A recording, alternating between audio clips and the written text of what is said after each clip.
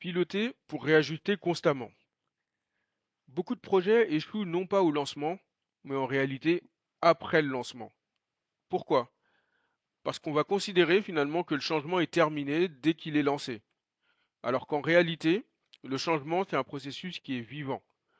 C'est pour ça que le quatrième pilier, il s'appelle pas simplement suivre, il s'appelle piloter pour réajuster constamment. Et en réalité, ça va reposer sur trois éléments. Observer, recueillir, ajuster. Premier élément, observer. Donc c'est la première étape. Et à cette étape, on ne juge pas ou on ne sanctionne pas. Juste, on observe. Et dans le cas de notre guichet digitalisé, par exemple, on va observer combien de demandes passent concrètement par le ticketing. On va observer combien de demandes passent encore via le WhatsApp. On va essayer d'identifier le nombre d'erreurs de saisie ou encore essayer de recueillir les retours clients qui sont négatifs. Ici, on observe simplement les faits. Mais on va également observer les comportements. Qui c'est qui utilise l'outil naturellement? Qui hésite encore? Qui contourne l'outil? Ça, c'est vraiment toute cette phase d'observation. Ensuite, la deuxième boucle, c'est de recueillir. Donc là, globalement, on va chercher les informations et les retours avec des données.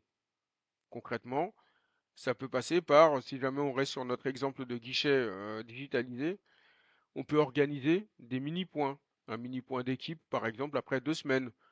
On peut réaliser des tours de table rapides tous les matins pour savoir ce qui bloque. On peut organiser des entretiens courts avec les leaders informels. Parce que parfois, on peut avoir des chiffres qui sont bons, mais la résistance, en réalité, elle existe toujours.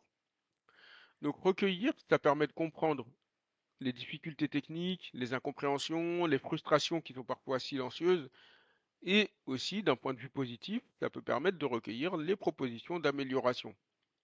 Parce qu'un changement qu'on n'écoute pas, ben, c'est un changement qui va finir par s'user dans le temps. Enfin, l'ajustement. C'est l'étape la plus importante. Parce qu'on peut avoir un indicateur, mais il ne sert à rien si derrière il n'y a pas d'action concrète qui est déclenchée. Exemple, dans notre guichet, on va observer d'un taux d'utilisation, par exemple, à 75% après 3 semaines d'utilisation. Donc ça, c'est la première boucle. La deuxième boucle qui concerne le recueil, on va recueillir des informations auprès des agents qui nous disent, par exemple, que la saisie est trop longue. Donc la troisième boucle, ça va être l'ajustement.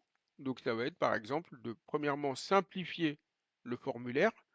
Ça peut être aussi d'avoir des raccourcis qui sont prédéfinis ou encore de faire des rappels pratiques en mini-sessions. Donc là, on vient de voir, on a observé un taux d'utilisation qui était qu'à 75%. On a recueilli des infos de la part des agents qui disaient que la saisie était trop longue et on a derrière réajusté. Cette logique de boucle, elle est importante parce qu'en réalité, ça fonctionne toujours de la même manière. On observe, on recueille, on ajuste et surtout on réobserve. C'est un cycle et souvent, dans les premiers jours ou dans les premières semaines de l'accompagnement au changement, c'est un cycle qui doit être ultra court. Il ne doit pas se passer finalement 3 mois entre le moment où on a observé une information et le moment où on vient réajuster. C'est pas possible. En réalité, ça doit être des boucles ultra courtes, surtout pour le démarrage. Sinon, on va avoir les anciennes habitudes qui vont revenir de manière très naturelle. Voilà pour ce pilier qui est finalement le pilotage pour réajuster constamment.